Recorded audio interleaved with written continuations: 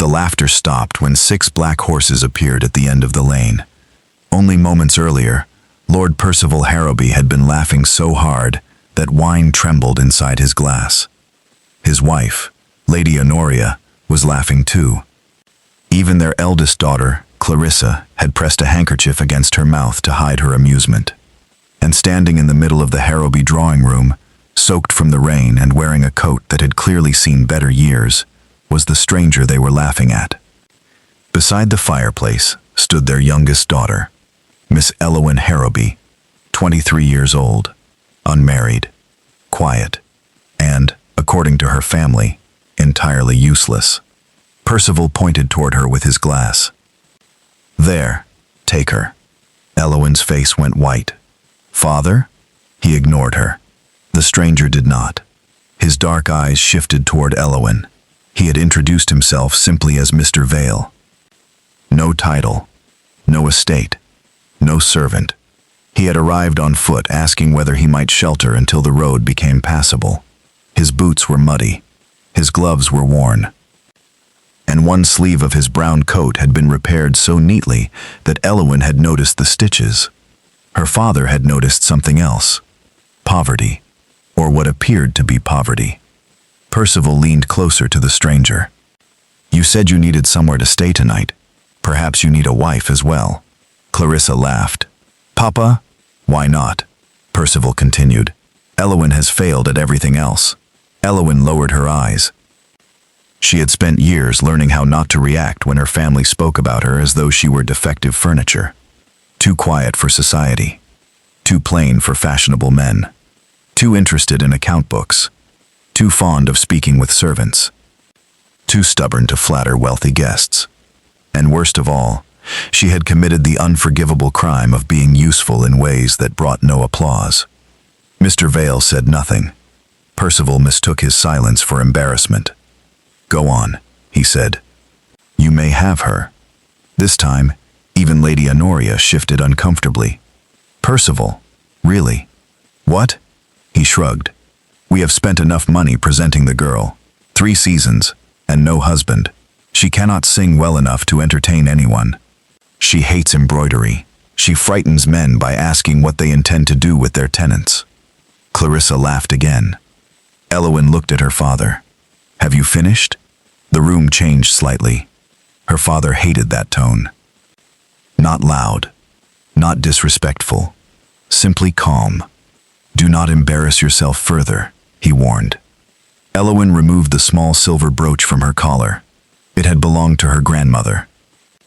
The only person in that house who had once told her that a woman did not need to sparkle if she knew how to stand. She placed it on the table. "If I am such an embarrassment, perhaps you should stop requiring me to behave like a Harrowby." Her mother stared at the brooch. "Elowyn," but before anyone could answer, Mr. Vale finally spoke. "I would like to ask Miss Harrowby something." Percival grinned. "By all means." The stranger turned toward her. "Elowyn Harrowby, do you wish to be given to me?" The laughter vanished. Nobody had expected him to ask her. Elowyn studied his face. There was something strange about his voice. Not the accent. The certainty. This was not a man accustomed to asking permission to stand in wealthy rooms. "No," she said. Clarissa gasped. Percival nearly choked. But the stranger smiled. Not mockingly. Almost approvingly. "Good." Percival frowned. "What is that supposed to mean?" Mr. Vale reached for his worn hat. "It means I would have thought less of her had she accepted merely because you commanded it." Thunder rolled beyond the windows. Then came another sound. Hooves. Many of them. The butler hurried toward the front hall. Percival turned. "What now?" The doors opened. Everyone moved toward the windows. 6 black horses swept through the gates. Behind them rolled a magnificent traveling carriage bearing a silver crest on its door. 2 liveried outriders accompanied it. A second carriage followed, then a baggage coach. Clarissa's mouth fell open. Lady Honoria whispered, "Whose carriage is that?" Mr. Vale looked through the window. "Mine." Nobody laughed. And before that night ended, Lord Percival Harrowby would discover that the poor stranger he had insulted had come to his house for a reason. More troubling still, he had been looking for Elowyn before he ever walked through the door. But to understand why, we must return 3 weeks earlier, when Elowyn still believed the greatest threat to her future was another London season. At Harrowby Hall, breakfast was less a meal than an examination. Clarissa discussed invitations. Lady Honoria discussed gowns. Percival discussed money while pretending never to worry about it. And Elowyn read the estate steward's figures beneath the table. She frowned. 3 cottages at Mill Lane required roof repairs. The eastern tenant farms had overpaid grain levies, and someone had charged the estate nearly twice the usual amount for carriage repairs. Elowyn. She looked up. Her mother's expression told her she had been caught. Yes? What are you reading? Nothing. Percival extended his hand. Elowyn reluctantly passed him the papers. His mouth tightened. Estate accounts? The steward left them in the library. And that made them your concern? The Mill Lane cottages are leaking. Percival dropped the papers beside his plate. They have leaked before. There are children living there. There are children living everywhere. Clarissa sighed. Elowyn, must you discuss leaking roofs at breakfast? Elowyn looked toward her sister's untouched plate. You complained yesterday because rain entered the conservatory. That ruined 2 cushions. Elowyn almost smiled. Tragic. Clarissa glared. Their father struck the table lightly. Enough. You will leave estate matters to people who understand them. Elowyn said nothing. That afternoon she went to Mill Lane. Mrs. Tyndall, a tenant widow with 3 children, nearly shut the door when she saw her. My lady, I have not got the remaining levy yet. I did not come for money. Elowyn looked upward. A basin sat in the middle of the floor collecting water from a cracked ceiling. The youngest child was floating a wooden button in it, like a boat. Elowyn crouched. Fine vessel. The boy grinned. It sank yesterday. Then it has already had a more adventurous life than most gentlemen I know. Mrs. Tyndall laughed despite herself. Elowyn inspected the roof, spoke with the village carpenter, and returned home before dinner with mud on her hem. Clarissa noticed immediately. You look like a farmhand. At least farmhands accomplish something. You will never marry speaking like that. Elowyn smiled faintly. Then I have discovered a remarkable method of protection. Clarissa did not understand the joke. Their father did, and he was not amused. 2 evenings later, trouble came dressed in velvet. Sir Reginald Cresswell arrived from London with polished boots, perfect manners, and an income large enough to make Lady Honoria suddenly interested in flowers. Reginald was handsome, in the precise way portrait painters appreciated. He complimented Percival's wine, praised Honoria's taste, told Clarissa her pianoforte playing was superior to anything he had heard in Bath. Then he turned toward Elowyn. And what is Miss Harrowby's accomplishment? Elowyn answered, before her mother could. I know which 3 tenant cottages will collapse first if my father delays repairs. Silence. Reginald stared. Percival closed his eyes. Clarissa coughed into her napkin. Then Reginald smiled. I see. Later, he found Elowyn alone in the gallery. You enjoy embarrassing your family? No. Then why provoke your father? Because people become accustomed to suffering when nobody important is forced to hear about it. Reginald studied her. For one brief moment, something colder moved behind his pleasant expression. You should be careful. Of what? Confusing stubbornness with virtue. Then he smiled again, and Elowyn understood something she could not yet prove. Sir Reginald Cresswell had not come to Harrowby Hall merely to admire Clarissa. The truth arrived 4 days later. Elowyn was passing her father's study when she heard Reginald speaking. The eastern road must be transferred with the lower farms. Percival answered quietly.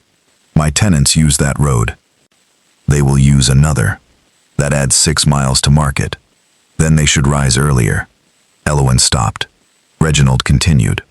Once the land is transferred to me, the stone quarry will make us both wealthy. Elowen's stomach tightened. A quarry. That explained the sudden surveys, the strange men near the eastern farms, and perhaps the inflated estate bills. Percival lowered his voice. Elowen must know nothing.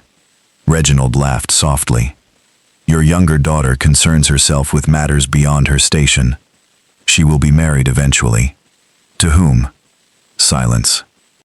Then both men laughed. Elowen walked away before they could hear her breathing. The next morning she opened the old estate ledgers. For 6 hours she searched. Then she found it. The Eastern Road had not belonged solely to the Harrowby family for nearly 70 years. Her grandfather had signed a covenant guaranteeing permanent market access to the tenant farms. Selling the land without their consent would violate the agreement. Her father either did not know or hoped nobody else did. Elowen carried the document directly to him. Percival read it.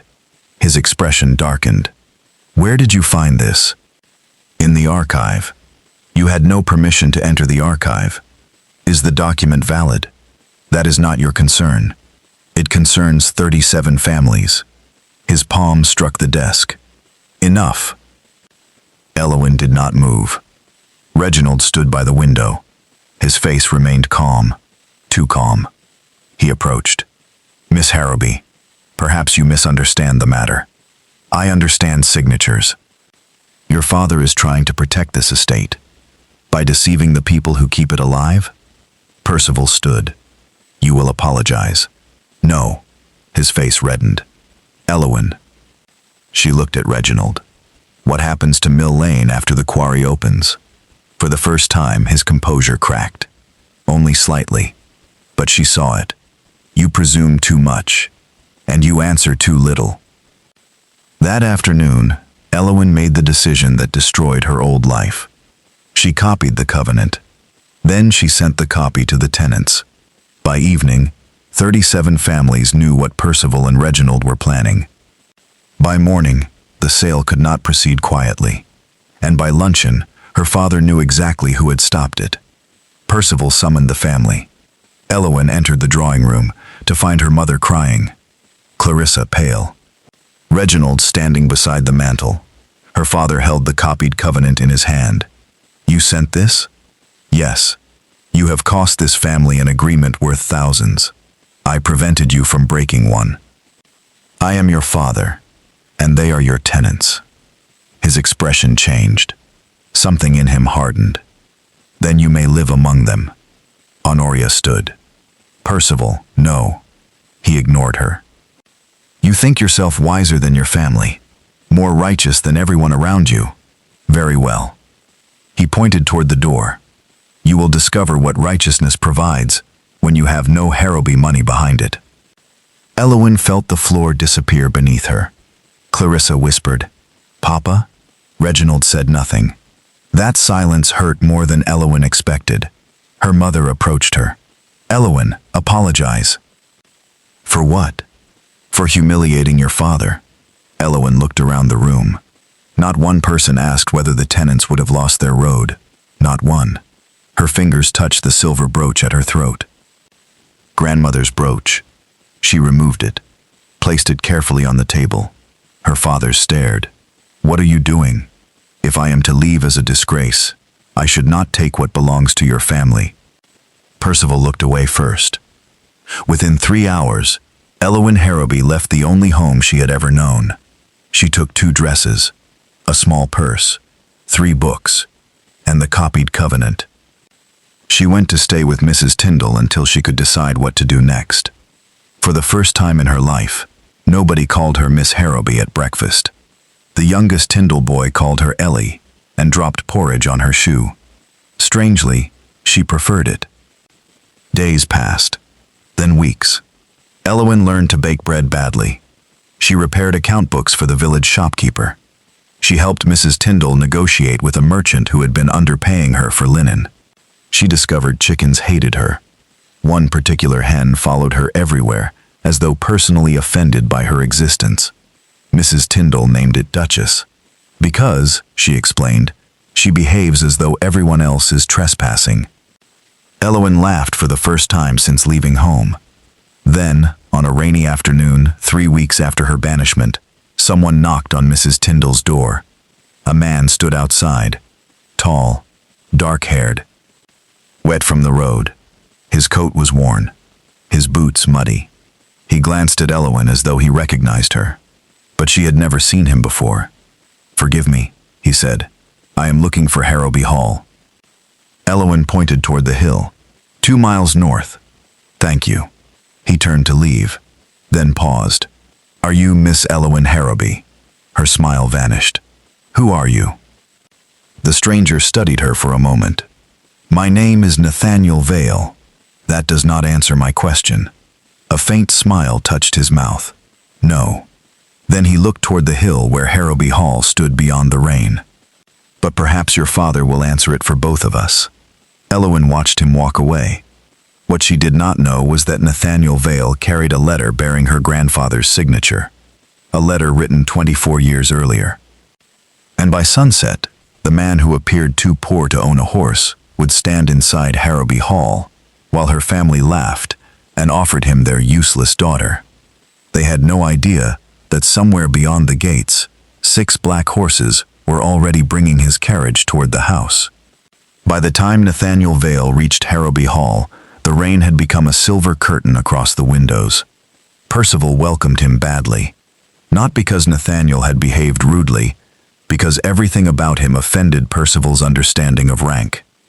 No carriage, no servant, no polished introduction, only a worn coat, a calm face, and the irritating confidence of a man who did not seem ashamed of lacking wealth. "Vale?" Percival repeated. "Of which family?" Nathaniel removed his gloves. "Mine," Clarissa snorted. Honoria gave her a warning look. Percival's smile became thin. "And what business brings you to my house?" Nathaniel reached inside his coat. For one dangerous moment, Percival seemed to expect an unpaid bill. Instead, Nathaniel produced a sealed letter. "I came because of this." Percival looked at the handwriting. His amusement vanished. Nathaniel noticed. "So you recognize it?" Percival did not take the letter. "Where did you get that?" "That is a longer conversation." Reginald Cresswell, who had arrived earlier that afternoon, stepped closer. "What exactly do you want here, Mr. Vale?" Nathaniel turned toward him. "And you are?" "Sir Reginald Cresswell." Something flickered in Nathaniel's eyes. Recognition. Brief. Controlled. Then gone. "Of course." Reginald frowned. "Have we met?" "No." Nathaniel looked back toward Percival. "I asked for Miss Elowen Harrowby." Clarissa laughed. There it was, the moment from which everything else would grow. Percival lifted his wine. "My useless daughter?" Nathaniel did not smile. "She is not useless." "You have spoken to her for 5 minutes. Sometimes 5 minutes is enough." Clarissa leaned toward Reginald. "Perhaps he likes mud and account books." Percival laughed. "You can have our useless daughter." And the room joined him. Nathaniel's gaze moved slowly from face to face, not angry, measuring. Then came the hooves, the carriages, the servants, the silence. Percival reached the window first. The silver crest on the carriage door seemed to drain the color from his face. Reginald stepped beside him. His expression changed too. Not confusion, recognition. Nathaniel noticed that. So did no one else. Honoria whispered, "Mr. Vale, who are you?" Nathaniel looked toward Percival. "I believe Lord Harrowby should answer." Percival swallowed. "That crest belongs to the Valehurst estate." Clarissa stared. The Valehurst estate? Everyone in that county knew Valehurst. A vast property stretching across 3 parishes. Woodlands, mills, stoneworks, farmland. A house said to contain a library larger than some churches. The estate had been without its public master for years, because its heir had spent much of his adult life abroad managing family interests. Percival whispered the rest. "Nathaniel Vale is the Marquis of Ashcombe." Clarissa's glass slipped from her hand. It struck the carpet without breaking. Nathaniel's expression remained unchanged. Percival suddenly looked as though he wished he could gather every word he had spoken and force it back into his mouth. "My lord, I had no idea." "That," Nathaniel said quietly, "was obvious." Honoria stood immediately. "We must send for Elowin." Percival turned toward the servant. "Yes, at once." Nathaniel raised one hand. "No." The servant stopped. Percival blinked. "No? You dismissed her from this house. I was angry. You humiliated her. She is my daughter." Nathaniel's eyes hardened. That did not seem to protect her. Reginald stepped forward. "This is becoming unnecessarily theatrical." Nathaniel looked at him. "Then perhaps you should leave." Percival nearly fainted. Reginald smiled coldly. "I am a guest here, and I am discussing private family business. I am nearly family." Clarissa looked delighted at that. Nathaniel did not. Nearly is a remarkable distance. Reginald's jaw tightened. And for the first time, Clarissa's smile faded. Nathaniel took his letter and returned it to his coat. "I will speak to Elowin tomorrow." Percival stared. "What about the letter?" "Tomorrow." "And tonight?" "I shall stay at the inn." Honoria looked horrified. "The inn? When Harrowby Hall has 32 rooms?" Nathaniel put on his gloves. "I have seen enough of Harrowby hospitality for one evening." Then he walked out. The carriage followed. The second carriage followed.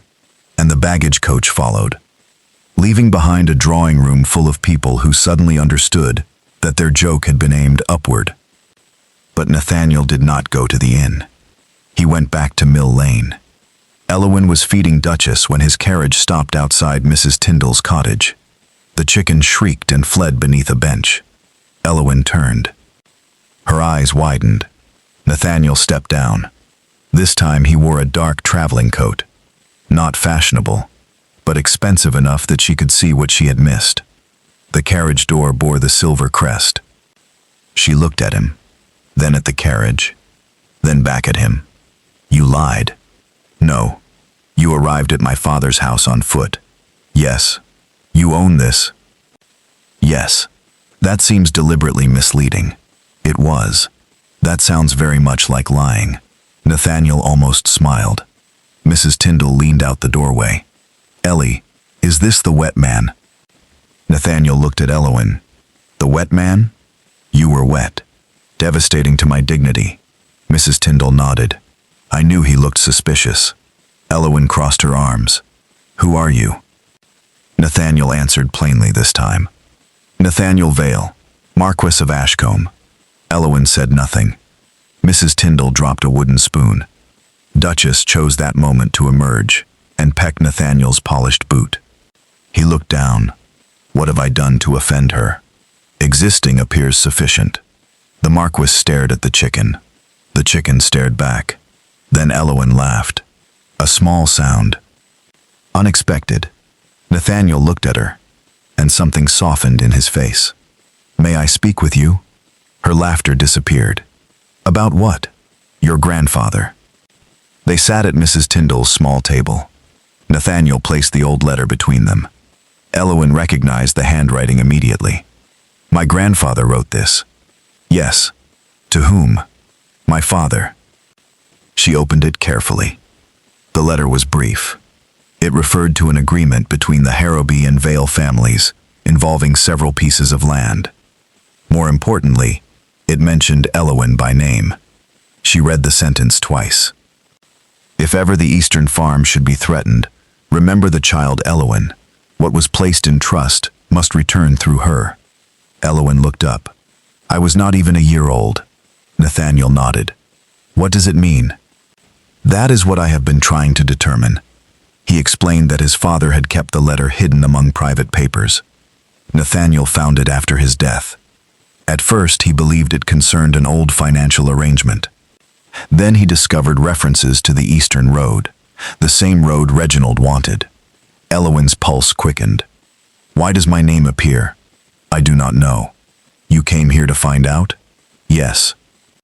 "Why arrive dressed like a man with nothing?" Nathaniel leaned back. Because wealthy men are told what people think they want to hear, and poor men are told what people actually think. Elowyn stared at him. That is an unpleasant hobby. It has been educational. He looked toward the window. Your father failed spectacularly. Elowyn did not laugh. Do not mock him. Nathaniel looked surprised.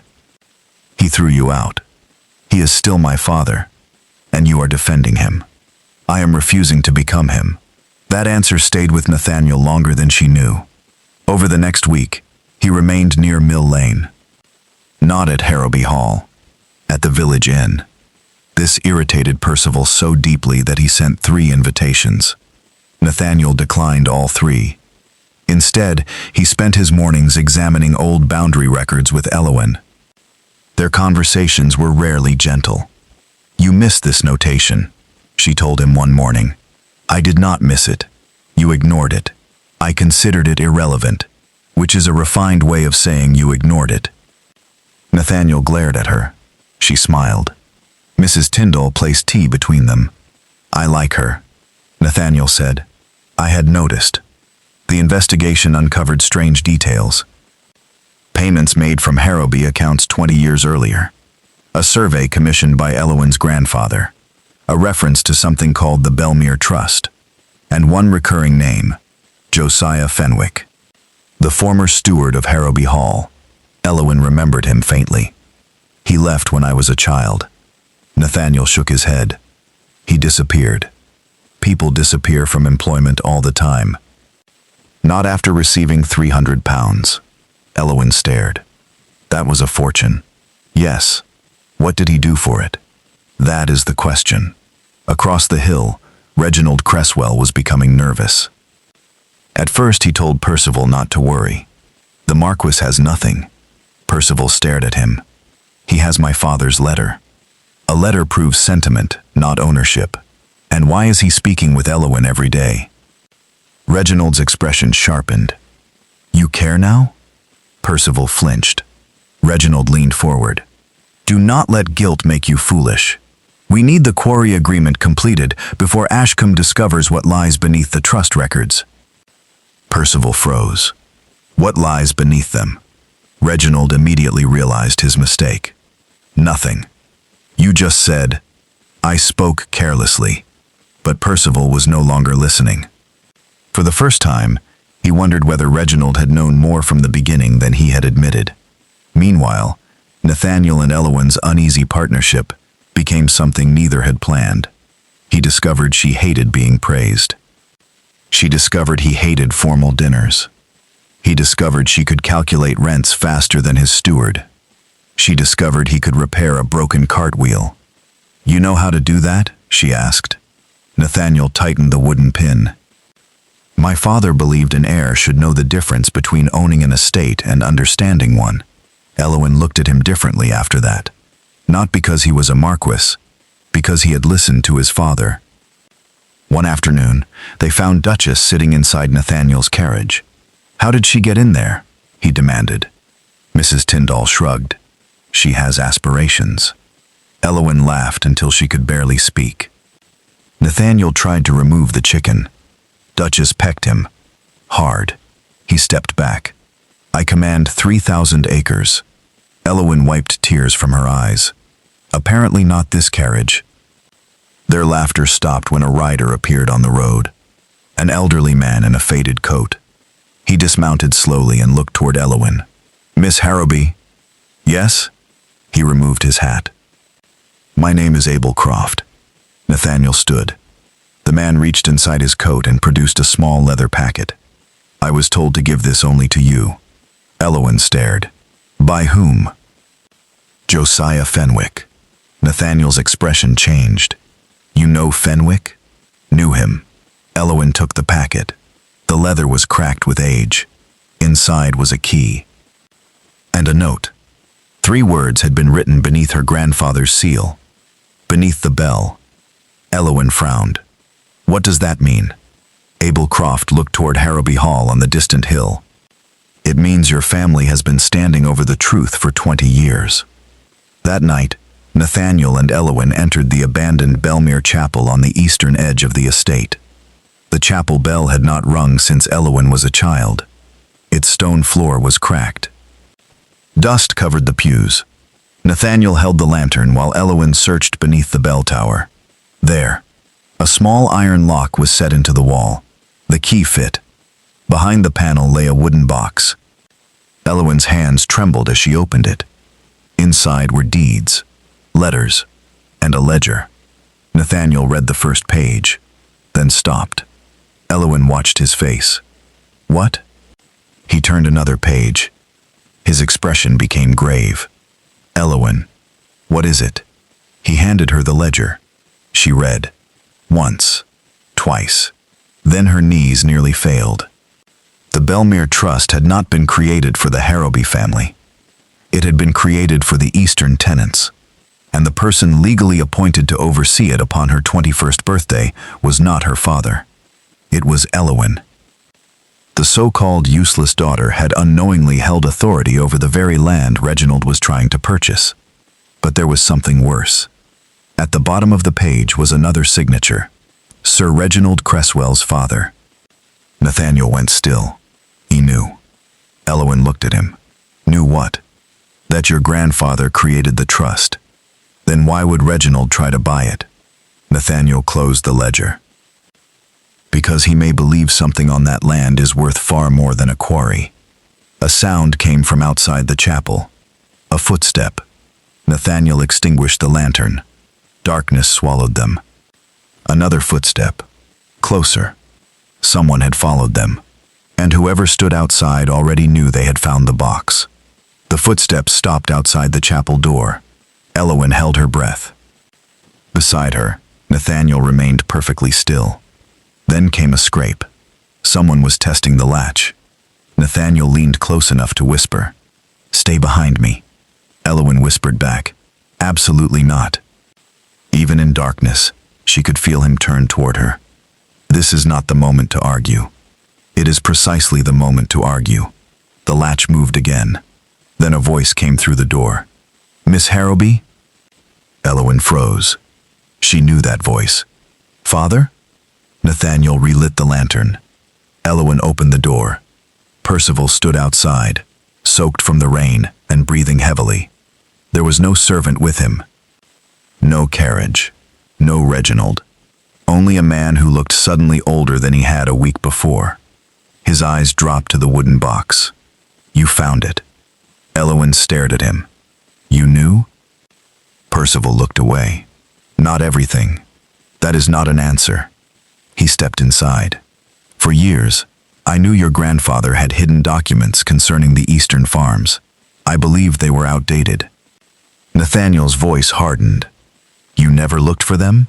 Percival gave a bitter laugh. "I looked. I simply never found them." Elowyn lifted the ledger. "And Reginald?" Percival's silence was enough. Her stomach tightened. "He knew more than you." "I believe so. You were going to sell land you did not own to a man who knew you did not own it." Percival's face tightened with humiliation. "When you say it that way, how else should I say it?" He had no answer. Nathaniel opened one of the deeds. "There is more." Percival looked at him. Nathaniel held up a document. "The Belmere Trust grants the Eastern tenants permanent access to the road, but it also gives the trustee authority over all mineral rights." Percival frowned. "Mineral rights?" Nathaniel nodded.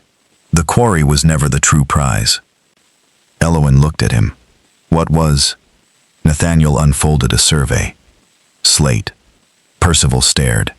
Nathaniel pointed to a mark on the old map. A large seam, valuable enough to supply roofing stone across half the county. Elowyn slowly understood. Reginald had not wanted the Eastern land merely to open a quarry.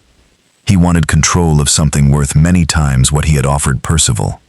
And if the trust survived, he could never own it outright. Unless Elowyn surrendered it. Percival sat heavily on an old pew. He intended to marry Clarissa. Nathaniel looked at him. Yes. Percival's face changed. And if he married into the family, he would be close enough to pressure whoever controlled the trust. Elowyn whispered, "Me." Nathaniel nodded. Everything suddenly fitted. Reginald's interest in her, his irritation when she asked questions, his insistence that estate matters were beyond her station. He had not merely disliked her curiosity, he had feared it. Percival rubbed both hands over his face. I brought him into our home. Elowen said quietly. You brought him in because you thought wealth made him trustworthy. Percival looked at her. There was no cruelty in her voice. That somehow made it worse. I was wrong. Yes, he flinched. Elowen closed the ledger, but admitting that here changes nothing. Nathaniel looked toward the door.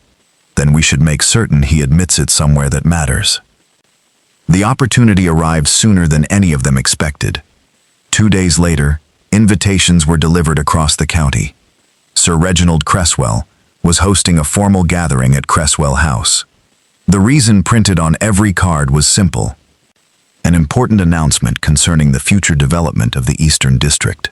Elowen read the invitation twice. He intends to announce the quarry. Nathaniel nodded. Before anyone can publicly challenge him. Percival looked ashamed. He has my preliminary signature. Elowen turned. You signed? I had not completed the sale, but you signed enough for him to pretend otherwise. Percival lowered his eyes.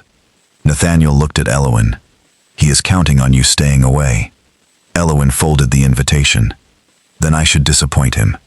Cresswell House glittered that evening. Carriages filled the drive. Landowners, magistrates, merchants, and neighboring families gathered beneath chandeliers, while servants carried silver trays through the rooms. Reginald stood at the center of it all. Perfect coat, perfect smile, perfect confidence. Clarissa stood beside him, but she looked miserable. When Elowen entered, conversation faltered. Not because she was magnificently dressed. She was not. She wore a simple deep green gown borrowed from an elderly cousin of Mrs. Tyndall. Not because she had arrived in a grand carriage. She had come with Nathaniel, yes, but entered a few steps behind him. Conversation stopped because everyone had heard the story. Lord Harrowby's disgraced daughter. The one thrown out. The one living among tenants. The one supposedly responsible for ruining her father's fortune. Reginald saw her. His smile did not move, but his eyes changed. Miss Harrowby. Elowen approached. Sir Reginald. His gaze shifted to Nathaniel. My lord. Nathaniel inclined his head. Reginald turned back to Elowen. I am surprised you came. I imagined you might be. Clarissa stepped forward. Elowen. Elowen looked at her sister. Clarissa's eyes filled instantly. Not with performance. With shame. I need to speak to you. Reginald answered for her. Later. Clarissa turned. No. The room seemed to sharpen. Reginald looked at her. Clarissa took one step away from him. I said later yesterday, and the day before, and every time you told me Elowen was jealous or unstable, or trying to destroy us. His expression hardened. Clarissa. She swallowed, then looked at her sister. I found letters in his study. Reginald's face went still. Nathaniel watched him closely. Clarissa continued. Letters between him and a survey company. They began before he ever proposed marriage. Whispers spread through the room. Reginald smiled. My fiancé is upset. I am no longer your fiancé. That landed harder than shouting would have. Clarissa removed his ring, placed it on a silver tray carried by a stunned footman, then stepped away. Elowen stared at her. Clarissa whispered, I should have stood beside you before. Elowen did not embrace her. Not yet. But she nodded once. That was more than Clarissa expected. Reginald clapped his hands lightly. How dramatic. He turned toward the guests. Since apparently we are conducting private family disputes publicly, perhaps we should proceed to the announcement. Please do, Nathaniel said. Reginald's smile thinned. He moved toward the front of the room. Ladies and gentlemen, the eastern lands of Harrowby are soon to become the site of a substantial commercial development, bringing employment and prosperity to this county. Applause began. then stopped when Elowen spoke. "You cannot develop land you do not control." Reginald turned slowly. "Miss Harrowby, your father has already signed."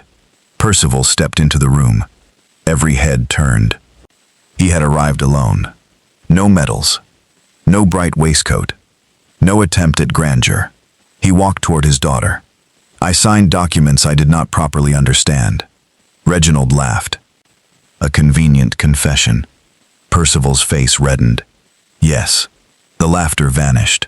Percival continued. "I also ignored warnings because I wanted money more than I wanted questions." Elowen looked at him. He met her eyes. "And when my daughter asked those questions, I punished her for being right." The room fell completely silent. Percival turned toward everyone. "I called Elowen useless." His voice nearly broke. "She was the only person in my house behaving as though stewardship meant anything." Elowen's throat tightened. Reginald stepped forward. "This changes nothing." Nathaniel took the old ledger from his coat. "It changes everything." Reginald stared. Nathaniel opened it. The Belmere Trust was created 70 years ago. Its authority remains valid. The Eastern Road, tenant protections, and mineral rights were placed under independent trust. Reginald's jaw tightened. "And who controls this miraculous trust?" Nathaniel looked at Elowen. "She does." A murmur swept through the ballroom. Reginald stared at her. For the first time since she had known him, he looked frightened. Elowen stepped forward. "You knew." He said nothing. "You knew my grandfather protected those lands." Reginald recovered quickly. "Knowing an old document exists is not the same as believing it enforceable." Clarissa spoke from behind him. "Then why did your letters instruct the surveyor never to mention Belmere Trust?" Reginald turned toward her. Clarissa held up a packet. His own letters. That ended it. Not with shouting. Not with a dramatic confession. With silence. The silence of a man discovering that everyone finally understood him. The county magistrate took the documents. Several landowners moved away from Reginald. The merchants who had been eager to invest suddenly found other people interesting. Within minutes, his great announcement had become his public ruin. But Elowen felt no triumph, only relief. Nathaniel looked at her. "What will you do with the land?" Everyone waited. This was the moment they expected revenge. She could refuse every proposal, humiliate her father, destroy the quarry plans, control the profits herself. Instead, she looked toward the tenants gathered near the rear doors, several of whom had been invited by Nathaniel. The trust was created for them. She lifted the ledger. "So it will remain for them." A farmer blinked. Elowen continued. "The slate may be developed carefully, but only if the road remains open, the farms remain protected, and a share of every profit returns to the villages." Nathaniel smiled. Percival closed his eyes. Not from shame this time, from understanding. His daughter had been given the power to punish him, and had chosen responsibility instead. 3 months later, Mill Lane looked different. The leaking roofs were repaired. The market road remained open. A cooperative workshop had been established, using the first income from the slate leases. Mrs. Tyndall managed its accounts. Poorly. Elowen corrected them every Thursday. Clarissa visited often. At first, she and Elowen spoke carefully. Their reconciliation came slowly. Clarissa began helping in the village school. Not because anyone asked her, because she wanted to prove that regret could become action. Percival changed more awkwardly. He sold 2 unnecessary carriages, dismissed the corrupt steward who had replaced Fenwick, and attended tenant meetings where nobody cared that he was a lord. The first meeting lasted 4 hours. He complained about it for a week. Elowen considered that healthy progress. As for Nathaniel, he remained irritatingly present. He appeared at Mill Lane, at the workshops, at the estate office, at Mrs. Tyndall's kitchen. One morning, Elowen found him outside, attempting to remove Duchess from his carriage again. "She likes you," Elowen said. Nathaniel glared at the chicken. She has eaten part of a legal document. Perhaps she disagreed with it. I was signing that. Then I suggest consulting her before future contracts." Nathaniel stared at Elowen, then began laughing. Later that afternoon, they walked toward the old Belmere Chapel. The bell had been repaired. For the first time in years, it rang across the valley. Nathaniel stopped beneath it. "I have a question." Elowen glanced at him. "That usually ends badly. I would like you to marry me." She stopped. He continued before she could answer. "Not because your father once offered you to me. Good. And not because you now control valuable land. Better. And certainly not because you are easy to live with." She narrowed her eyes. He smiled. "I want to marry you because when everyone around you chose what was convenient, you chose what was right." Her expression softened. "You lost your home and still refused to become bitter. You were given power and refused to become cruel. You see, people, most of society trains itself not to notice." He stepped closer. "That is the kind of woman I want beside me when I am wrong." Elowen raised an eyebrow. "When?" Nathaniel sighed. "Frequently, apparently." She laughed, then became serious. "Do you remember what you asked me the first night?" "Yes. You asked whether I wished to be given to you." Nathaniel nodded. "And you said no." "I still do." He blinked. Elowen smiled. "But I might choose you." For perhaps the first time in his life, Nathaniel Vale had no clever answer. So Elowen kissed his cheek and walked toward the village. He stood there stunned. Then Duchess emerged from behind the chapel wall and pecked his boot. Nathaniel looked down. "You knew this would happen." The chicken strutted away. Their wedding took place the following spring. Not at Harrowby Hall. Not at Valehurst. At Belmere Chapel. The tenant families filled the pews. Clarissa cried before the ceremony even began. Percival tried not to. Mrs. Tyndall failed completely. And when Elowen walked toward Nathaniel, she wore the silver brooch she had once left behind on her father's table. Percival had returned it himself, not with a demand for forgiveness, with a quiet sentence. "It was never the family's, Elowen. It was always yours."